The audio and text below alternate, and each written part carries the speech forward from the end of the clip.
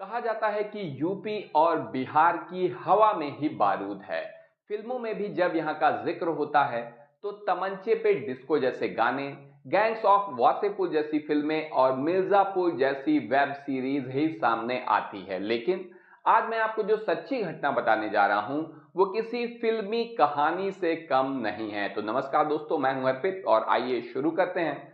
क्या आपने कभी सोचा है कि एक छोटा सा विवाद, एक मामूली सी बात कैसे खूनी खेल में बदल सकती है? आज मैं आपको एक सच्ची कहानी सुनाने जा रहा हूं जो आपके रोंगटे खड़े कर देगी। ये कहानी बिहार के बक्सर जिले के अहियापुर गांव की है।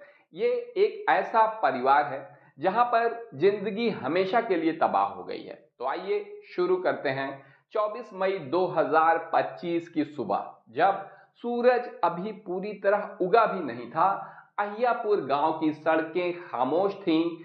सुबह 5:15 का समय था। हवा में ठंडक थी और गांव के लोग अभी अपनी नींद से धीरे धीरे जाग रहे थे। लेकिन उस सन्नाटे को तोड़ने के लिए कुछ ऐसा होने वाला था जिसने पूरे गांव को हिलाकर रख दिया। विनोद सिंह यादव, सुनील सिंह यादव, वीरेंद्र सिंह यादव, तीन सगे भाई थे। उनका परिवार आप देख सकते हैं, पीछे बिलख रहा है, फोटो है उसकी। ये तीनों उस सुबह अपने दो अन्य परिजनों मंटू सिंह यादव और पुंज सिंह यादव के साथ गांव के बाहरी इलाके में नहर के पास टहलने निकले थे। ये उनकी रोज की आदत थी, सुबह की सैर, हंसी मजाक और गांव की ताजी हवा। लेकिन उस दिन उनकी ये आदत उनकी आखिरी सैर बन गई। कहानी की शुरुआत एक दिन पहले शुक्रवार की शाम से होती है। अहियापुर गांव में लंबे समय से विवाद चल रहा था। विवाद था बालू और गिट्टी डंप करने को लेकर। एक तरफ विनोद और उसके भाई थे जो अपने हिस्से की जमीन पर बालू डंप कर रहे थे, तो वहीं दूसरी तरफ एक दूसरा गुट जिसे ये बिल्कुल पसंद नहीं था, नागवार था उसके लिए। उस गुट में कुछ रसूखदार लोग शामिल थे जिनके नाम सुनकर गांव वाले खामोश हो जाते थे। इनमें से एक थे संतोष यादव, जो पूर्व जिला परिषद उपाध्यक्ष रह चुके थे, और दूसरा था मनोज सिंह, रसेन पंचायत का पूर्व मुखिया। ये लोग सिर्फ नाम के नहीं बल्कि इनके पीछे ताकत थी, पैसा था और गांव में दबदबा था। शुक्रवार की शाम को बालू की गाड़ी को लेकर दोनों पक्षों में तीखी बहस हुई। गालियां चली, धमकियां दी गईं। गांव वालों ने बीच बचाव किया और ऐसा लगा कि मामला शांत हो गया है। लेकिन यह शांति सिर्फ तूफान से पहले की खामोशी थी। रात बीती और अगली सुबह उस नहर के पास जो हुआ वो किसी ने सोचा भी नहीं था। विनोद, सुनील और वीरेंद्र अपने परिजनों के साथ नहर के किनारे टहल रहे थे।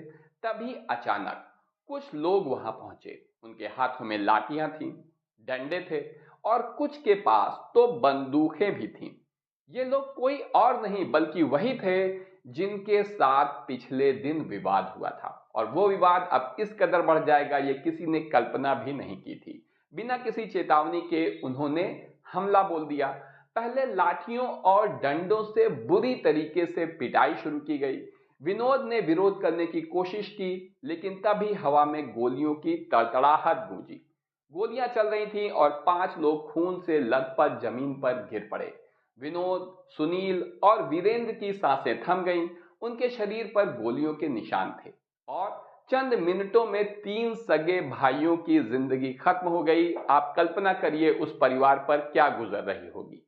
मंटू और पुंज किसी तरह से बच गए, लेकिन उनकी हालत भी इतनी नाजुक थी कि उन्हें तुरंत वाराणसी के ट्रॉमा सेंटर ले जाना पड़ा। हमलावर अपना काम पूरा करके एक कार में सवार होकर फरार हो गए और उस कार का नंबर वो किसी मामूली शख्स का नहीं था। वो कार एक पूर्व जिला परिषद सदस्य से जुड़ी थी। जी हां, इस कहानी में अब सियासत का रंग भी घुलने वाला था। गांव में हड़कंप मच गया। 3 लाशें, 2 घायल और एक पूरा परिवार बिखर गया। जैसे ही खबर फैली, गांव वालों का गुस्सा फट पड़ा। उन्होंने बक्सर कोचस की मुख्य सड़क जाम कर दी। विनोद के शव को सड़क पर रखकर लोग चीख रहे थे। कि हत्यारों को पकड़ा जाए, न्याय दिलाया जाए परिवार को, हमें इंसाफ चाहिए। सड़क पर टायर जल रहे थे और गुस्से की आग पूरे गांव में फैलती जा रही थी। पुलिस को जब खबर मिली और बक्सर के एसपी शुभम आर्या खुद मौके पर पहुंचे, आप देख सकते हैं उनकी तस्वीर यहाँ पर मौजूद है। उनके साथ सदर एसडीपीओ धीरज कुमार और 4 थानों की पुलिस फोर्स भी पहुंची। लेकिन सवाल यह था कि क्या पुलिस पहले कुछ कर सकती थी? क्या इस कहानी में एक और किरदार था जिसकी लापरवाही ने शायद इस खूनी खेल को होने दिया? वो था गांव का चौकीदार रितेश पांडे। उसे शुक्रवार की शाम के विवाद की पूरी खबर थी, लेकिन उसने राजपुर थाने को कुछ नहीं बताया। नतीजा, उसकी लापरवाही की सजा उसे तुरंत निलंबन के रूप में मिली। पुलिस ने तुरंत कार्रवाई शुरू की। अगर वो ये खबर थाने में बता देता तो शायद इस हत्याकांड को टाला जा सकता था। राजापुर थाने में एक एफआईआर दर्ज की गई है जिसमें 19 लोगों के नाम हैं। इनमें संतोष यादव और मनोज सिंह जैसे बड़े नाम शामिल हैं। पुलिस ने ओम प्रकाश सिंह और करण यादव को गिरफ्तार कर लिया और एक अन्य शख्स को हिरासत में लिया गया है, लेकिन बाकी के हमलावर अभी भी फरार हैं। पुलिस की विशेष जांच टीम रात दिन छापेमारी कर रही है, लेकिन गांव वालों का गुस्सा कम नहीं हो रहा है क्योंकि उन्हें उम्मीद नहीं है कि इस परिवार को न्याय मिलेगा। और अगर समय रहते इस हत्याकांड को रोका गया होता तो और अच्छा होता। अब जरा इस कहानी को और गहराई से समझते हैं। ये पहली बार नहीं था जब अहियापुर में बालू और गिट्टी को लेकर विवाद हुआ है। ये गांव बक्सर जिले में गंगा नदी के किनारे बसा है और बालू का कारोबार यहाँ की अर्थव्यवस्था का बड़ा हिस्सा है। लेकिन यही बालू कई बार खून की वजह बन जाता है। ये सिर्फ मिट्टी का ढेर नहीं बल्कि पैसे, ताकत और वर्चस्व की जंग है। विनोद और उसके सगे भाइयों का परिवार एक छोटा सा हिस्सा था इस बहुत बड़े खेल का। उनके पास ज्यादा रसूख नहीं था, लेकिन हिम्मत थी। शायद यही हिम्मत उनकी मौत की वजह बन गई। विनोद, सुनील और वीरेंद्र ये तीनों मेहनती लोग थे। गांव में उनकी छोटी सी जमीन थी और वो उस पर बालू डंप करके कुछ पैसे कमाने की कोशिश कर रहे थे। लेकिन दूसरा गुट जो ज्यादा ताकतवर था, वो चाहता था कि सारा कारोबार उनके कब्जे में रहे। शुक्रवार की शाम को विवाद यहीं से शुरू हुआ। दूसरा गुट नहीं चाहता था कि विनोद और उसके भाई उनकी जमीन पर बालू डंप करें, और ये बात इतनी बढ़ गई कि दोनों पक्षों में गालियां और धमकियां चल पड़ी। गांव वालों ने बीच बचाव किया, लड़ाई झगड़े को रोकने का प्रयास किया और ऐसा लगा भी कि मामला खत्म हो गया है। लेकिन रात के अंधेरे में कुछ और ही रचा जा रहा था। हमलावरों ने पूरी योजना बनाई। वो जानते थे कि विनोद और उसके भाई किस तरीके से रोज सुबह नहर के पास टहलने जाते हैं। शनिवार की सुबह जब सूरज की पहली किरणें ही ठीक से नहीं फैली थी, बिल्कुल उजाला होना शुरू ही हो रहा था, तो वो लोग वहां पहुंच गए। उनके पास हथियार थे और मन में बदले की आग थी। अपना रसूख, अपना दबदबा कायम रखना था। पहले उन्होंने लाठियों से हमला किया ताकि शिकार कमजोर पड़ जाए। फिर बिना रुके उन्होंने गोलियां चलानी शुरू कर दी। एक के बाद एक गोली विनोद ने भागने की कोशिश की, लेकिन एक गोली उसके सीने में लगी। सुनील और वीरेंद्र भी नहीं बच सके। खून की धार बह रही थी और चंद मिनटों में सब कुछ खत्म हो गया।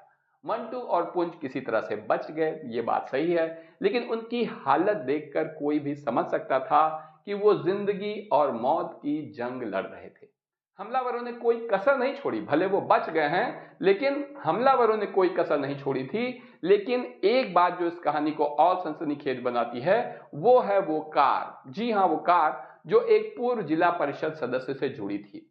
इससे एक बड़ा सवाल उठता है, क्या ये सिर्फ दो परिवारों का विवाद था या इसके पीछे कोई बड़ा सियासी खेल चल रहा था? क्या बालू का कारोबार एक बहाना था और असली मकसद था वर्चस्व की जंग? जब पुलिस ने जांच शुरू की तो कई चौंकाने वाले खुलासे हुए हैं। ये पता चला है कि इस विवाद की जड़ें काफी गहरी थीं।